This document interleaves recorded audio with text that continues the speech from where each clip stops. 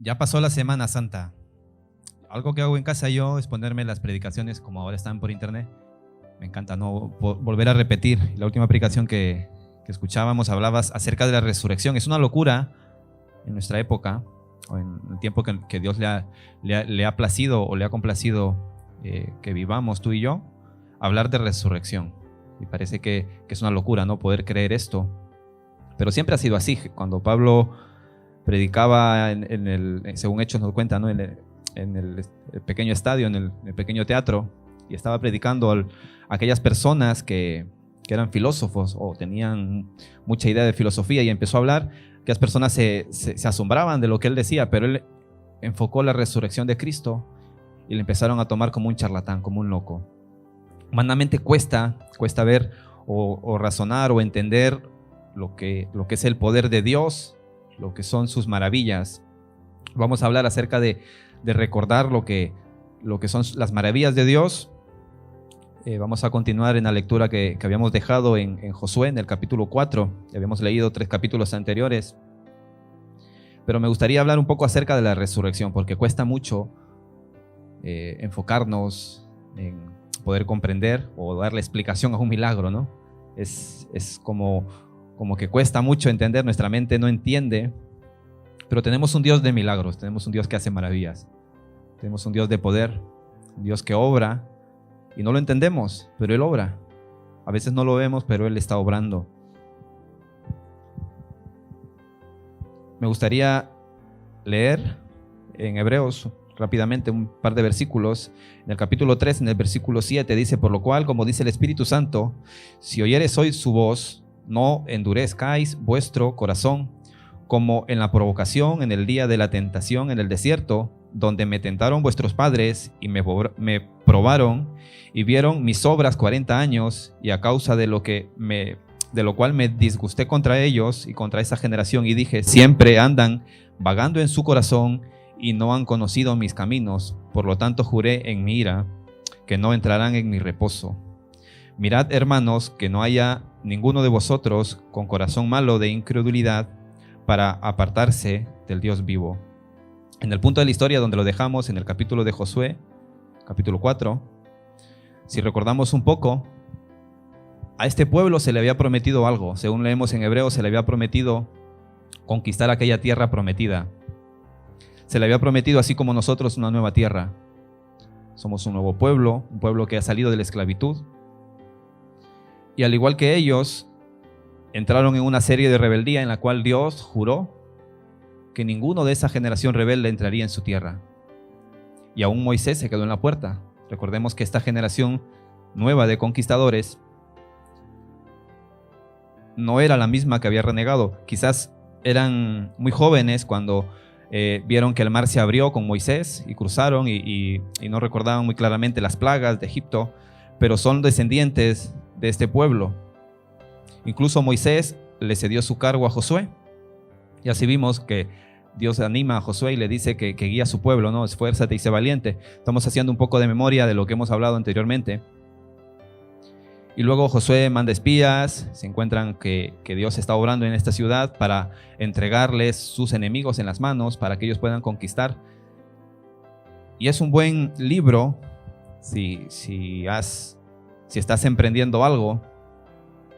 Me acuerdo que cuando empezamos con el curso de consejería bíblica, con el liderazgo de la iglesia, íbamos a Bilbao y hablaban algo que me impactó mucho y nos dijeron que cuando hay cambios en tu familia, cuando nace un bebé en tu familia, cuando muere un familiar, cuando hay un matrimonio, cuando pasa algo en la familia, normalmente siempre, parece que no, pero no somos de palo, sentimos, nos entristecemos, nos llenamos de confusión, nos alegramos, celebramos. Siempre hay algo, ¿no? Pero también pasa algo que no se dice, y son los reajustes. Siempre la familia se está reajustando. A veces toca ejercer ahora el rol de padre, ¿no? Cuando antes solo eras hijo, ahora tienes un hijo y tienes que ejercer de padre. Ahora, si ha muerto un familiar, te toca a ti ejercer lo que este familiar hacía, y te toca a ti dar ánimo. Y siempre hay reajustes en la familia. Y parte de los reajustes que Dios le dice a Josué no es solo que asuma un cargo y que lidere un pueblo, sino que le dé también la identidad a este pueblo. Y Dios obra con poder. Cuando vemos en el capítulo anterior, en el capítulo 3, Dios hace que se abra el río Jordán y se crea un camino seco donde el pueblo puede pasar. Pero en el capítulo 4 todavía están cruzando, parece que están caminando en cámara lenta, ¿no? Están tardando bastante, ya 2 capítulos caminando por el río.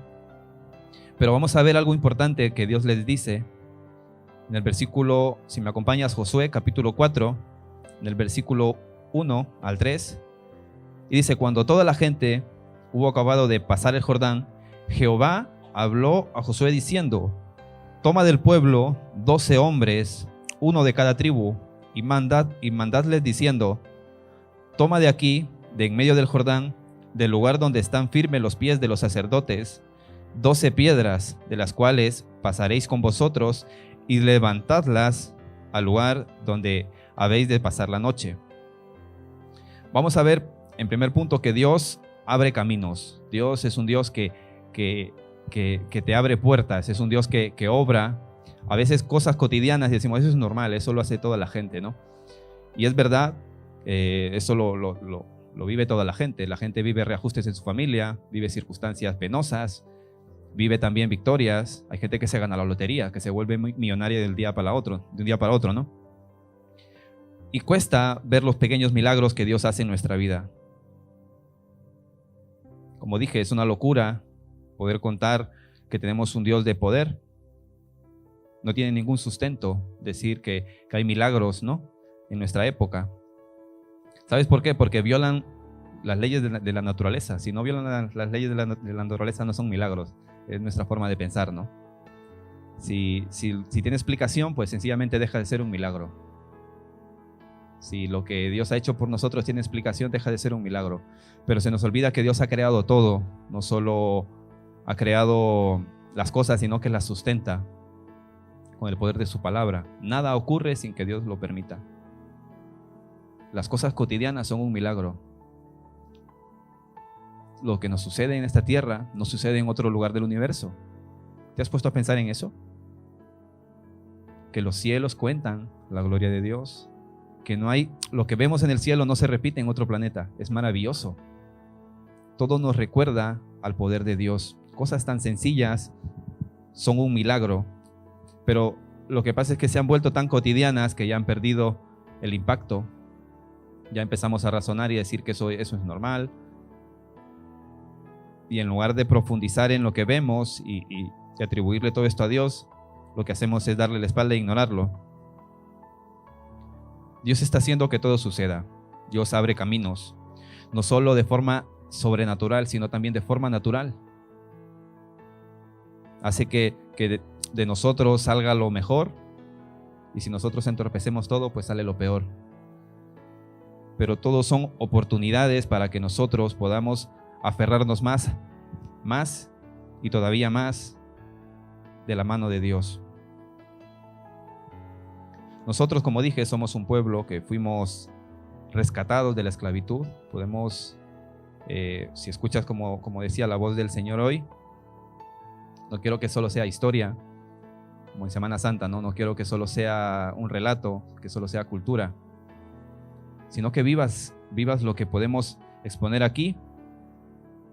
Y así como vemos que este pueblo fue sacado de la esclavitud y llamado para la conquista, para ocupar aquellas promesas que fueron dadas a sus antepasados, y quizás sus antepasados vieron las maravillas que Dios había hecho para sacarles de la esclavitud.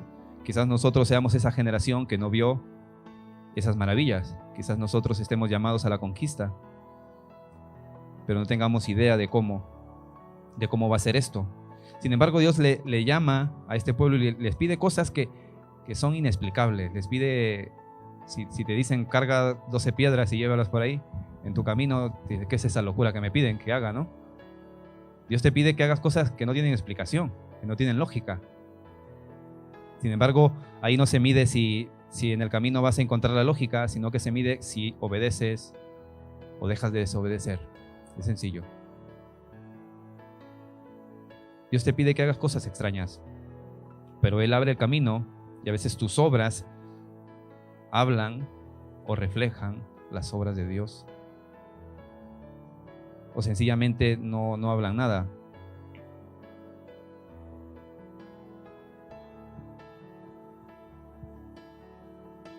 En el libro de Josué vemos no solo que sucedió algo asombroso con este río, ¿no?, sino que es una sombra de aquello que se reveló, de aquello que nuestros ojos ahora pueden comprender con más claridad.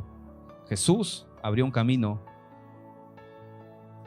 así como se abrió en el Jordán.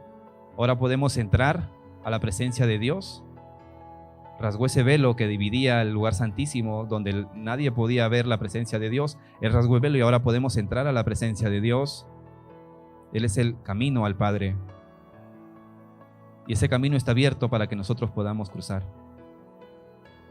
Quizás de forma práctica te puedo decir que Dios está abriendo puertas en tu vida, o que las va a abrir si estás esperando, si estás todavía en el desierto, en esa prueba, y estás esperando que se abra una puerta. Dios la va a abrir, pero lo más grande que te vengo a contar es la verdad del Evangelio. El Evangelio nos rescata, nos salva de la ignorancia de la religión. El Evangelio es aquella buena noticia que te dice que ese camino fue abierto para ti, para que tú cruces.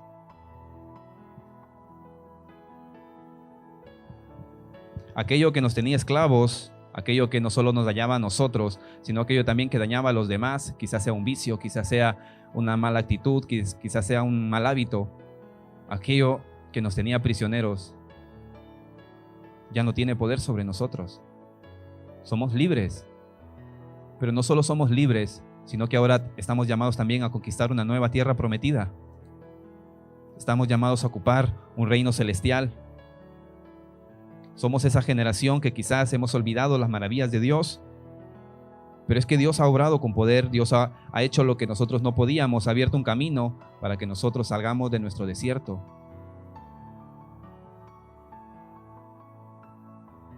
Es asombroso ver que estas personas fueron rescatadas, ven cómo obra el poder de Dios en primera persona, violando todas las leyes de la naturaleza, abriendo un río. ¿Te imaginas tú ahí? ¿Dudarías del poder de Dios al ver semejante milagro?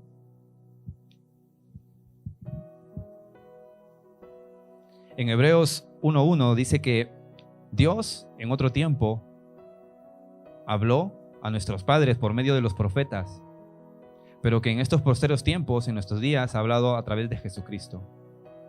Si nosotros vemos esas historias, que vemos por ejemplo las plagas, vemos el poder de Dios manifestándose como un torbellino de fuego, vemos terremotos, vemos estruendo, vemos truenos, vemos algo que no podemos explicar. Hebreos dice que Dios habló en otro tiempo de esta forma, pero que en nuestros posteriores días, en estos tiempos, en nuestra actualidad, ha hablado a través de su Hijo. Ese torbellino de fuego, ese poder, ese estruendo, ese terremoto se hizo siervo. El Dios invisible se hizo visible, se hizo carne y nos visitó y murió en una cruz para darnos salvación, para darnos identidad. Y de eso hablábamos la Semana Santa en la resurrección. No solo murió por nosotros, sino que resucitó. Nosotros hemos muerto con Él a nuestra antigua vida y ahora hemos resucitado y somos nueva creación. Hemos nacido de nuevo. Cuesta un poco transmitirlo, quizás.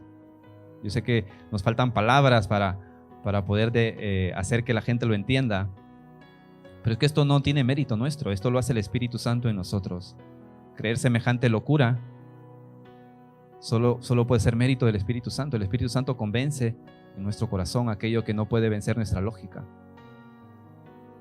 Por eso cuando te hablan de fe, la fe no es un salto al vacío, no hay nada, no te pide Dios que saltes, que a ver si te coge o no te coge, sino que te argumenta, te da base sólida para que tu fe esté fundamentada en algo sólido.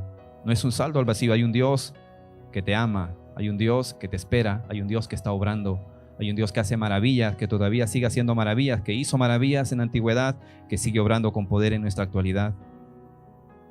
La diferencia es que a veces nosotros no somos esos hombres de fe, no somos lo suficientemente capaces para aferrarnos a sus promesas. Esa es la gran diferencia. Quizás no tengamos la convicción que tuvieron aquellos hombres que hicieron o que trabajaron de la mano con Dios. Esa es la gran diferencia. Dios sigue siendo el mismo. Quizás en nuestros tiempos sea difícil creer y decimos, pues yo sí creo. Yo sí creo, yo creo de forma lógica, claro. Yo creo, pero mi vida, mi estilo de vida refleja lo que Dios hace, recuerda sus maravillas, mis actos, mis palabras lo dicen. Esa es la cuestión. Y este es el primer punto que me gustaría tocar. Nosotros, nuestra vida, son como estas 12 piedras. Dice que cada piedra representaba una tribu, o sea, las rocas que ellos cargaban representaban las personas. Son personas, y como vemos aquí, son sacadas del centro del río y llevadas al otro lado. Así nosotros, como estas rocas, estamos llamados, no solo como una roca estar firme, claro está, ¿no? Sino también que sea un monumento que traiga a la memoria las maravillas de Dios. Nuestra vida tiene que hablar de aquello que Dios ha hecho. Cuesta acordarse, no es que seamos brutos o que no entendamos o que seamos tontos. Cuesta recordar lo bueno. Nos acordamos solamente de lo malo. Leí ahí por las redes sociales como un tutorial en 3 pasos, cómo ser un mal amigo. Imagínate. Paso número 1, consíguete un amigo. Paso número 2, haz 1000 favores. Puedes darle un órgano, puedes ser incondicional, puedes estar ahí cuando esté enfermo, puedes darle todos tus bienes, tu dinero.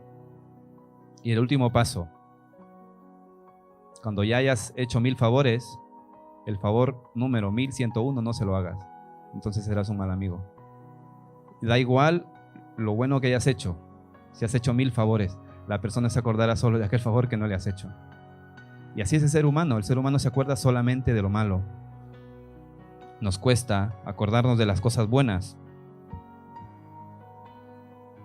Por eso digo que hay cosas donde podemos aplicar esto. Dios nos está llamando a confiar en Él, a descansar en sus promesas, porque Él está abriendo caminos. Quizás hemos pasado mucho tiempo en el desierto y nos acordamos solo de lo malo, de las pruebas donde al parecer Dios no ha estado. Quizás Dios ha estado purificando nuestro corazón, quitando de nosotros la rebeldía y quizás haciendo que podamos alcanzar un poco de madurez en medio de esa dificultad. Pero Dios está abriendo puertas todo el tiempo. Aunque no lo podamos ver, como dice aquella canción, Él está obrando. Aunque no lo podamos ver, Él está obrando. Lo más grande que te puedo contar hoy es que ese camino que para el hombre era imposible abrir, se abrió a través de la cruz.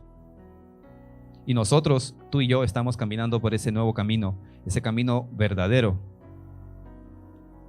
Así que mientras lo estamos atravesando, mientras estamos cruzando ese camino, tenemos que mantenernos en acción. No de una forma pasiva con brazos cruzados, sino que a ellos se les pidió que cargasen unas piedras. ¿Te has puesto a pensar qué pensarían estas personas? No solo por lo que estaban atravesando, lo que estaban viendo con el río abierto de par en par, un camino seco donde pueden cruzar, y les piden que crucen cargando unas rocas. Quizás nosotros hemos visto que Jesús abrió a través de aquella cruz un camino hacia la vida eterna y nos piden que hagamos algo. ¿Qué se nos pide? Es la pregunta. Jesús dijo, quien quiera venir en pos de mí, que tome su cruz y me siga. Hay un versículo que la mayoría de estas nuevas iglesias que traen el nuevo evangelio, ¿no?, de la prosperidad dicen, si te arrodillas ante mí y me adoras, te daré todo lo que quieras. Eso se lo dijo el diablo a Jesús, ¿no? Pero la Biblia te dice que con el ejemplo mismo de Jesús, Jesús tuvo una vida de sufrimiento. Él era Dios y se hizo carne, vino a padecer como nosotros. Dejó su reino, dejó su trono. Y pudo haber venido como un ricachón o como un millonario, pero él vino en forma de siervo y se hizo esclavo por amor. Y murió por amor y no con cualquier muerte, con una muerte de cruz. Su vida fue una vida de sufrimiento. Quizás en la Semana Santa hablemos de un sufrimiento espiritual, pero desde la infancia fue perseguido para que lo matasen. No sé si recuerdas la historia. Su vida fue una vida de sufrimiento. Y nosotros nos quejamos porque no nos hacen un favor. Y tratamos a la gente mal. Por eso hacer algo para recordar es importante. Quizás yo vivo mi vida resentido porque la gente me hizo mucho daño, recuerdo solamente los fallos de mis padres porque tuve una mala infancia, no me dieron los caprichos que yo quería, no pude ser feliz porque recuerdo el daño que me hicieron en el colegio o mis anteriores relaciones me hicieron mucho daño. Siempre me fue mal en los estudios y quizás también en mi trabajo y quizás también en mi familia. Por eso me siento que estoy cargando el título de fracasado. Quizás no me valoran, quizás estoy haciendo cosas que la gente no aprecia. Hay muchas historias tristes que podemos contar aquí, y lo digo con respeto, pero hay muchas también que nos sirven de excusa para aferrarnos y vivir una vida de fracaso y no de conquista. Quizás el temor que cargamos por los perjuicios, por el daño que nos han hecho, nos haga olvidar las maravillas de Dios. Nos hagan olvidar de que Dios nos ha rescatado, que Dios nos ha limpiado. Hoy hay una historia de un jefe árabe que le dijo a su hijo: vete corriendo al manantial, y le dio una cesta y le dijo: lléname esta cesta de agua y me la traes. Y el niño obediente fue y tardó mucho en volver. Y le dijo: padre, siempre que intento sacar la cesta llena de agua, como la cesta tiene agujeros, el agua se escapa. Y no he podido. Entonces su padre le dijo: aunque es verdad que intentes de mil formas llenar la cesta, no vas a poder.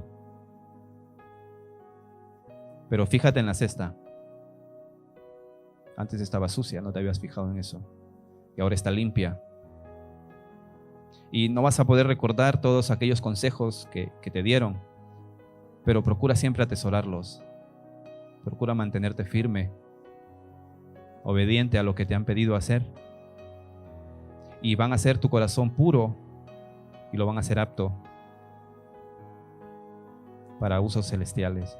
Y esta pequeña reflexión a mí me hace pensar que a veces nosotros hacemos cosas que no entendemos, cosas que han perdido el sentido, cosas que en la iglesia quizás cantamos porque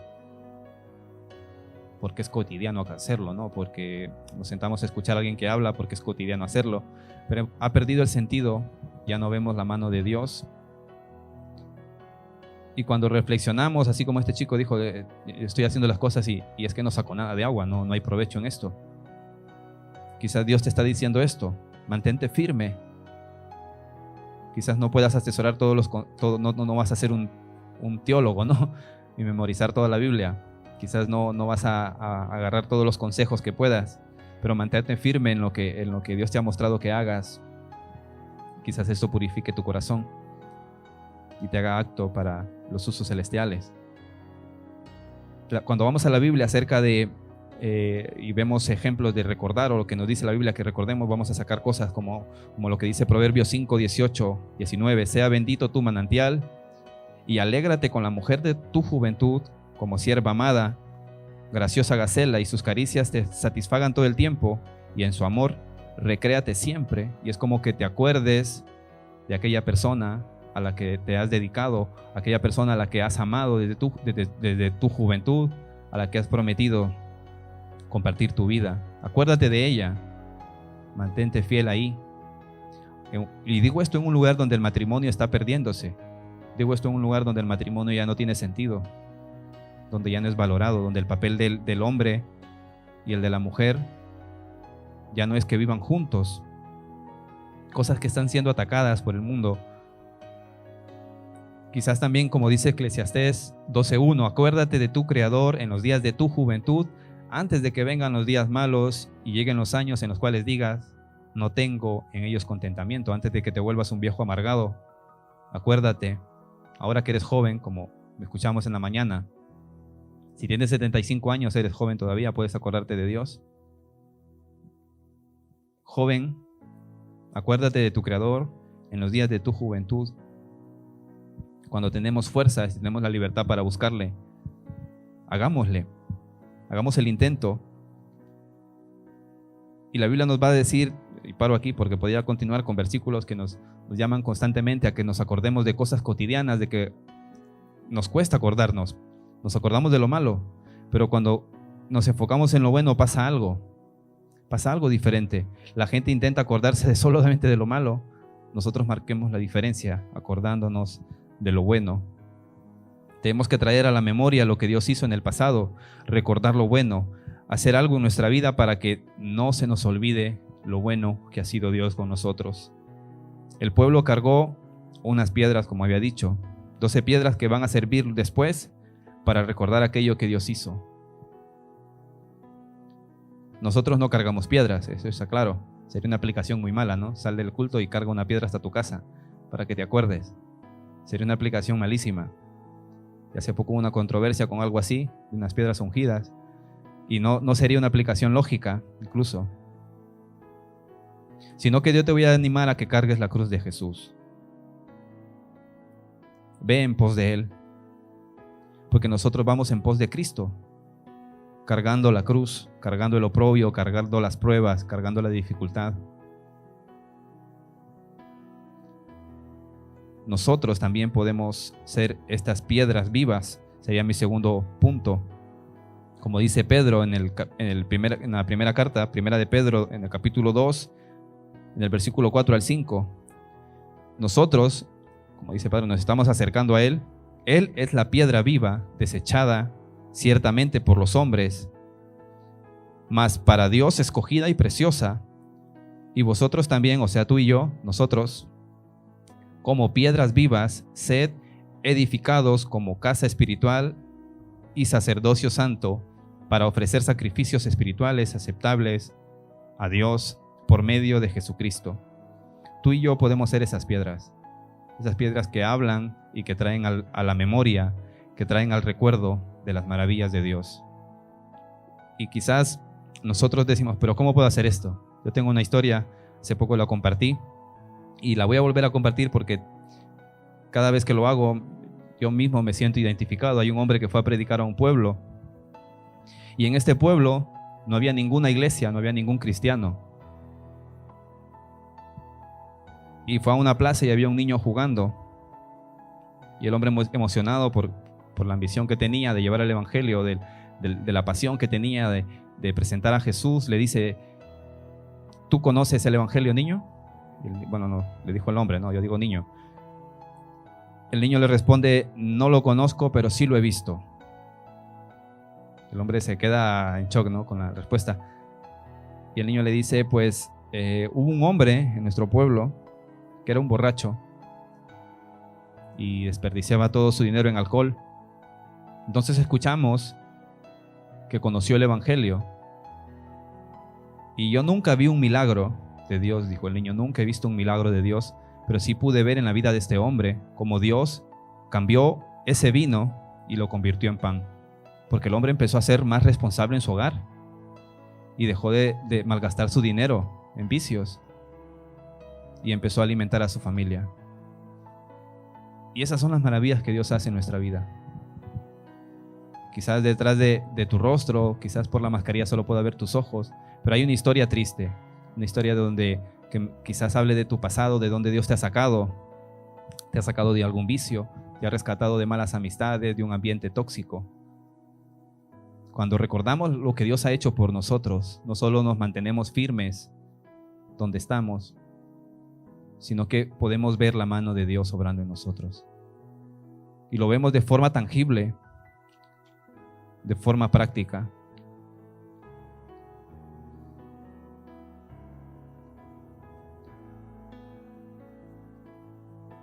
Quizás esas 12 piedras también nos recuerden no solo nuestra vida, sino también nuestra familia, nuestra iglesia. Dice Pedro que Jesús era aquella roca que desecharon los edificadores, aquella roca que fue desechada en la cruz, pero para Dios fue preciosa. Y vino a ser el fundamento, vino a ser el cimiento de la iglesia. Y nosotros sobre esta roca estamos edificados como las rocas que están como un templo, hablando o trayendo a la memoria el nombre de Dios en nuestra época. Pedro lo dice en Efesios, dice, porque por medio de los unos a los otros tenemos entrada por el mismo Espíritu al Padre. Así que ya no somos extranjeros ni advenedizos, sino conciudadanos de los santos y miembros de la familia de Dios. En Efesios 2, 18 en adelante, vemos que ya no estamos huérfanos, ya no somos esclavos, sino que ahora tenemos la ciudadanía celestial. ¿Te imaginas un DNI con la ciudadanía celestial? Con un pasaporte del cielo. Somos embajadores en esta tierra, de esta ciudad. Ya no somos extranjeros de Dios, ya no es que Dios ya no nos ve de lejos, sino que ahora somos cercanos, somos familia, conciudadanos de los santos, miembros de la familia de Dios. Y continúa diciendo, edificado sobre el fundamento de los apóstoles y profetas. La iglesia es una iglesia apostólica. Y lo digo así porque nosotros creemos en los apóstoles. Los apóstoles trajeron la palabra de Dios. Y nosotros vemos sus enseñanzas y estamos de acuerdo a las enseñanzas porque ellos apuntaban hacia Jesús. Y también es una iglesia profética, porque el labor de los profetas fue hablar de que vendría un Mesías. Y esa profecía se cumplió, vino Jesús. Ahora, vemos profetas y apóstoles modernos. Me dirá alguno, ¿qué pasa con ellos? Claro, si hay un profeta que trae revelación nueva, esto que está hablando este profeta, hay que añadirlo a nuestra Biblia. Hay que graparlo. O como han hecho los mormones o otras religiones, no hay que añadirlo. Esto no es posible. Todo lo que había sido revelado o que estaba por revelarse ya se reveló. Es lo necesario para que tú y yo conozcamos a Jesús. Ya no hace falta añadirle más revelación. Y dirá alguno, pero es que luego me hablan de que Dios me va a dar un trabajo, que el nombre de mi novia va a ser Stephanie, o empiezan a hacer una cosa de como horóscopos, ¿no? Dice, pues vas a ir por hoy y tal. ¿Qué pasa con esto? Pues ese concepto de profeta se parece más al concepto de oráculo, ¿no? Concepto pagano de adivino, de brujo, de hechicero. Gálatas dice que los brujos, los hechiceros y los adivinos no entrarán al reino de los cielos. Entonces, todo lo que, una frase de Martín Lutero, todo lo que esté en contra de las escrituras tiene que ser desechado. Aferrémonos como en la noche más oscura, como si fuese una torcha, y nuestra torcha es la palabra. Aferrémonos a lo que Dios nos ha mostrado, a sus maravillas, porque hacemos bien en hacer esto. Y en cuanto a los apóstoles, aquí dice que estamos fundamentados, son el fundamento, y sobre el fundamento de los apóstoles, sus creencias, sus enseñanzas, nosotros estamos cimentados en ellas. Si hay apóstoles modernos, son apóstoles que andan en las vigas, ¿no? Es construir algo raro, es un cimiento en la viga, es como en el techo. Sería algo raro, ¿no?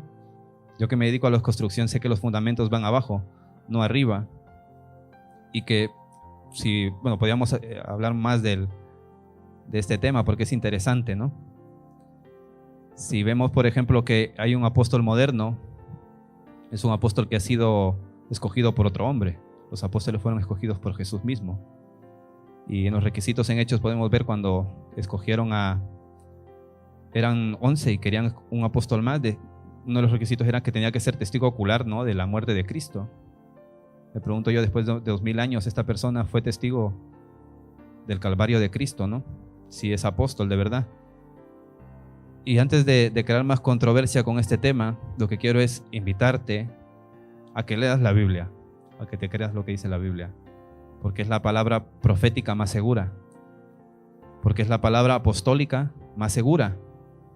Los apóstoles escribieron lo que tenemos aquí, el apóstol Pablo, el apóstol Juan, el apóstol Pedro, Santiago. Ellos escribieron lo que podemos leer en nuestra casa. Tenemos algo tan precioso que es la palabra y está tan desaprovechada. Podemos dedicarle tiempo y vamos a ver que no vamos a dar abasto con todo lo que tenemos aquí, pero lo más importante, lo que no te puedes perder, es que no solo estamos fundamentados en los profetas, en los apóstoles, sino que estamos fundamentados en Cristo. Es la piedra principal, es el fundamento. Nosotros somos esas 12 piedras que hablan de las maravillas de Dios. Nuestra vida, no porque seamos buenos, todo lo contrario, sino porque éramos malos. Y eso habla de la bondad de Dios. Un Dios tan santo, tan bueno, tan justo, tan perfecto, que ha decidido contar contigo y conmigo, de lo vil y de lo menospreciado del mundo, para dar a conocer su amor, su bondad, su gracia, su misericordia. Nuestra vida no habla de que somos buenas personas. Nuestra vida, redimida, limpiada por el Espíritu Santo, da testimonio no solo de que somos hechos hijos de Dios, sino que da testimonio de que tenemos un Dios de amor, un Dios que quiere rescatar la humanidad, un Dios que tiene amor para dar a las personas, un Dios de segundas oportunidades. Por eso tú y yo no debemos olvidar que tenemos un Dios de poder. Tenemos que permanecer firmes como estas 12 rocas. Si leemos detenidamente el capítulo 4 de Josué, vemos que no solamente se juntaron 12 piedras donde iban a pasar la primera noche dentro de la tierra prometida, como un altar y hacer memoria, me imagino yo, después de mucho tiempo, cuando ya se fundó el reino de Israel en tiempos del rey David, por ejemplo, y las familias judías iban a bañarse al río Jordán y veían estas 12 piedras y le preguntaban a sus padres, como vemos en los versículos, ¿qué significan estas 12 piedras, papá? Entonces su padre se acordaba y decía, pues mira, en un tiempo nosotros éramos esclavos y teníamos que hacer lo que otros querían que hiciéramos. Nosotros no queríamos, pero éramos esclavos. Y no solo eso, sino que esto nos recuerda que Dios nos sacó de esa esclavitud y nos hizo cruzar por seco. Y estamos aquí en una tierra conquistada por Él, que Él nos ha entregado. Los que somos padres sabemos lo importante que es tener un legado, algo que hable de dónde venimos, para que nuestros hijos no se olviden de dónde Dios nos sacó. Un pueblo que está condicionado en ese sentido de que se olvida de dónde ha salido, es un pueblo que está condenado también a repetir su historia. Esta es una frase célebre. Un pueblo que olvida su historia es un pueblo que está condenado a repetir otra vez su historia. Quizás nosotros, así como dice el apóstol Juan a la iglesia de Sardis, en Apocalipsis 3, del 1 al 3, dice: Jesús les envió un mensaje a esta iglesia: yo conozco tus obras, que tienes nombre de que vives y estás muerto. Sé vigilante y afirma las obras de aquellas cosas que están por morir, porque no he hallado tus obras perfectas delante de Dios. Acuérdate, pues, de lo que has recibido y oído, y guárdalo, y arrepiente, porque si no velas, vendré sobre ti como ladrón, y no sabrá a qué hora vendré sobre ti. Es fuerte lo que le dice Jesús a esta iglesia, porque tienes nombre de que vives. Estábamos celebrando la resurrección hace poco, pero nuestra vida está hablando de esta nueva vida en Cristo. O tenemos nombre de aquellos que viven, pero estamos muertos. Nuestras obras no nos salvan, pero sí dicen o reflejan o hablan o apuntan de aquella obra de la cruz. Nuestras obras hablan de las obras de Dios de forma activa. Yo puedo decirle, por ejemplo, a mi hijo: no toques ahí, no hagas esto, pero si mi hijo me ve haciéndolo, le voy a decir: es normal, lo voy a hacer también. Nos podemos llenar nuestra boca diciendo: eso está mal, pero si en el mundo nos ven haciéndolo también, ¿qué mensaje estamos transmitiendo con nuestras obras? Es importante permanecer firmes como estas piedras, como un monumento que hace memoria de lo que Dios ha hecho. Es importante. Me gustaría terminar, porque más importante que permanecer firme, como dije antes, es recordar de dónde Dios nos sacó. Porque esto nos hace ser conscientes de dónde está nuestro fundamento. Si nuestro fundamento no es Cristo, estábamos hablando una mañana acerca de la sana doctrina, Nosotros tenemos que ser ese adorno que hace que la sana doctrina sea bella, que sea agradable a los ojos, que la gente lo vea y hable maravillas de Dios también. Pero a veces lo que hacemos es lo contrario, ¿no? Y no quiero meterme contigo, solo quiero acordarte que lo importante no es llevar una vida perfecta, porque no lo vas a conseguir, pero sí puedes darle la excelencia a Dios. No puedes darle la perfección, pero sí puedes darle la excelencia. Puedes dedicar esfuerzo. Donde nadie ve tu esfuerzo, Dios sí lo ve. Hay una historia con la que me gustaría terminar. Es una historia ya bastante conocida. Si no la has escuchado, déjame contártela. Es de dos hombres que deciden construir una casa. Yo creo que ya alguno ya sabrá cuál es. Entonces uno, que era muy listo, empezó a construir su casa sin saber dónde la construía y la estaba construyendo sobre la arena. Y este es el necio, ¿no? Hay un proverbio que dice que el necio es sabio en su propio razonamiento. El necio no quiere escuchar a nadie más, él tiene la razón. Y en la multitud de consejeros está la victoria. Cuando escuchamos consejos y nos dejamos aconsejar por otras personas, no es que vamos a hacerle caso a todas las personas, claro. Pero si nuestra actitud habla y en lugar de nuestras palabras, claro, yo ya lo sé, sino que intentamos dar paso a la sabiduría en nuestra vida y dejamos de ser necios, vamos a ver dónde estamos edificando. Y esta persona empezó a construir su casa sobre la arena. Y dice la historia la contó Jesús, que vinieron ríos y empezó a llover y vino una gran tormenta. Y esta persona perdió su casa y fue grande su ruina. Luego cuenta también de forma paralela otro hombre que decidió construir su casa sobre la roca. Tan importante es no solo saber de dónde Dios nos sacó, sino saber si me sacó dónde estoy. Porque ahora podemos llamar sana doctrina a cualquier cosa. Los mormones dicen que tienen sana doctrina, ¿no? Los testigos de Jehová tienen también sana doctrina. Es importante saber dónde estamos fundamentados.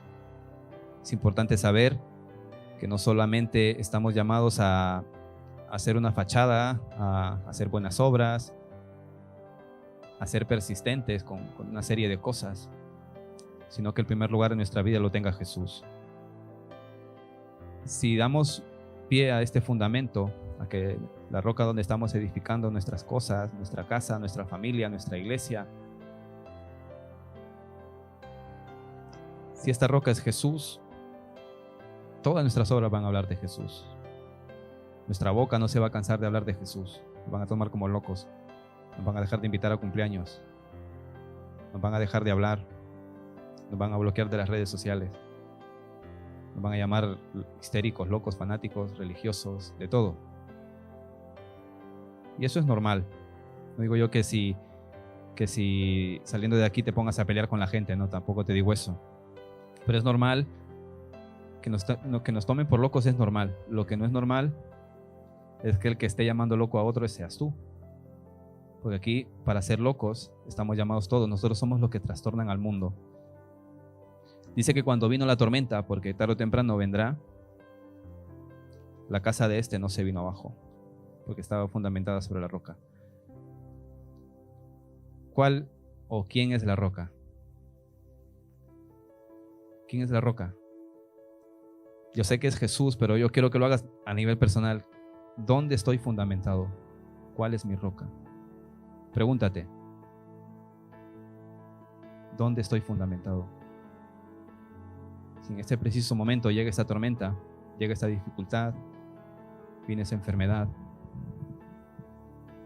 viene esa separación, viene ese conflicto, viene esa muerte, ¿dónde estoy fundamentado? ¿Soportará mi casa? ¿Soportará mi relación? ¿Soportará mi vida? Y en lo mejor de los casos, si viene Cristo, porque claro, que viene a Cristo no es una mala noticia, ¿no? Si viene Cristo, mi casa se vendrá abajo.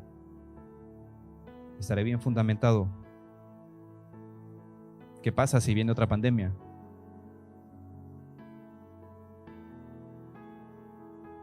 Me gustaría que te hagas esta pequeña pregunta para terminar, porque quizás si seguimos la historia de Josué, en Hebreos dice en el capítulo 4, en el versículo 7, otra vez determina un día como hoy diciéndoles, después de tanto tiempo por medio de David, si oyeres hoy su voz, no endurezcáis vuestro corazón. En el versículo 8 dice, porque si a Josué les hubiera dado reposo, no habría después de él otro día. Y esto lo que viene a decir, como dice en el versículo 9, si lo voy a leer también rápido, por tanto, queda un reposo para el pueblo de Dios. A este pueblo se le estaba llamando a la conquista, después de un tormento en el desierto, a un reposo. Si continuamos la historia, el pueblo pues se olvidó, ¿no?, de las maravillas de Dios, cayó en esclavitud, pero a través de David habla acerca de un reposo diferente. Es el reposo que tú y yo estamos esperando, la vida eterna, ese reposo eterno, ese descanso eterno. Nosotros no celebramos el día de reposo, nuestro reposo es Jesús. Nosotros descansamos en Jesús, nosotros esperamos también ese reposo eterno, porque queda un reposo para el pueblo de Dios. Con eso no estoy diciendo que te conformes con vivir en la dificultad, sino que me refiero a que sepas sacar lo mejor de donde estás. Acuérdate de tu Dios, acuérdate de las maravillas, acuérdate del fundamento, acuérdate de dónde Dios te sacó. Acuérdate no solo de lo malo, porque lo fácil es acordarse de lo malo, de lo mal que he hecho o de lo mal que me han hecho. Yo creo que cuesta más acordarse de lo bueno que han sido las personas con nosotros. De esta misma forma cuesta mucho acordarse de lo bueno que Dios ha sido con nosotros. Por alguna extraña razón, en un momento de nuestra vida Dios se ha dado a conocer a nosotros. Nos ha puesto personas que nos hablen, ha puesto personas que nos evangelizaron en su momento, ha puesto personas que nos han animado. Y este ha sido Dios. El mérito no lo tienen las personas, lo tiene Dios. Acordémonos de que Dios ha estado ahí. Me gustaría que cierres tus ojos y nos pongamos a orar por esto, porque como dice el Salmo 77:11, me acordaré de tus maravillas, de lo que tú has hecho.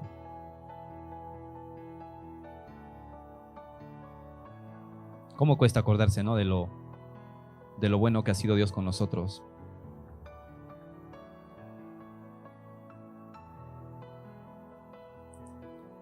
Cierra tus ojos, Señor. El día de hoy queremos darte gracias porque tú eres bueno con nosotros. Nos cuesta recordar, reconocer, entender que tú estás al control de todo, no solo de una forma figurada, Señor, sino que tú estás al control de todo. Nada sucede sin que tú lo permitas, Señor. Tú estás por encima de todo.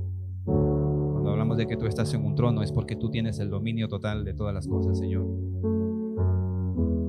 Y por alguna extraña razón, como decíamos, tú has querido trabajar con nosotros de la mano, has querido mostrarnos tu poder, mostrarnos tus maravillas, Señor. Ya desde tiempos antiguos, como leemos en la Biblia, has obrado con poder. Y en nuestra época también, Señor, has obrado con poder. Nos has rescatado, Señor. Nos has dado un propósito, una vida nueva. Pero no solo eso, tú sigues siendo el mismo Dios. Tú tienes el mismo poder. Tú no cambias, Señor. Queremos entregar nuestro corazón, Señor. Queremos creer ciegamente en tu poder. Queremos que tú obres en nuestra vida. Queremos no olvidar que tú eres nuestro fundamento, que así como esas 12 piedras hablan de tu poder y recuerdan a una generación que no va a ver, Señor, tu poder. Queremos que nuestra vida así hable también, Señor, a la próxima generación, de que tú eres un Dios que transforma las vidas, que tú eres un Dios que cambia, que eres un Dios que restaura. Queremos ponernos, Señor, en tus manos. Queremos poner en tus manos también nuestra familia, nuestra iglesia, nuestras amistades, nuestro trabajo, nuestros estudios. Queremos que todo esté fundamentado, Señor, en tu nombre, en tu poder. Señor, queremos cruzar ese nuevo camino que tú has abierto, ese camino que nos saca del pecado y nos lleva a la vida eterna. Queremos cruzarlo, ese camino que solo es en Jesús. No lo queremos hacer con las manos cruzadas, Señor. Queremos cargar la cruz. Queremos que nuestras obras hablen de tus maravillas, Señor, que hablen de tus obras. Queremos ser como una flecha que apunta hacia ti, Señor. Queremos darte la gloria en todo lo que hacemos. Señor, queremos adorarte con todo lo que damos, con lo que decimos, con lo que hacemos. Te damos gracias, Padre, porque no hay mérito que podamos hacer para merecer, Señor, algo tan grande como la salvación. Porque a pesar de nuestro error, tú así nos has amado. Queremos que llenes nuestro corazón, Señor, de tus maravillas. Queremos todo el tiempo hablar, no parar de hablar de lo que tú has hecho, de lo que haces en nosotros y de lo que estás haciendo en la vida de nuestros hermanos. Como iglesia, Señor, queremos ir un paso más y crear, Señor, un lugar donde se recuerde que tú eres un Dios de poder. No queremos vivir una religión, Señor, queremos vivir una relación contigo. Queremos ser en primera persona, Señor, aquellos que ven tu poder en acción. Gracias por dar tu vida en aquella cruz, Señor. Gracias por tu Espíritu Santo, que nos reconforta, que nos da paz, que nos da paciencia, que nos da amor, que nos da gozo en medio de la dificultad. Te damos gracias, Padre, en el nombre de tu Hijo Jesús.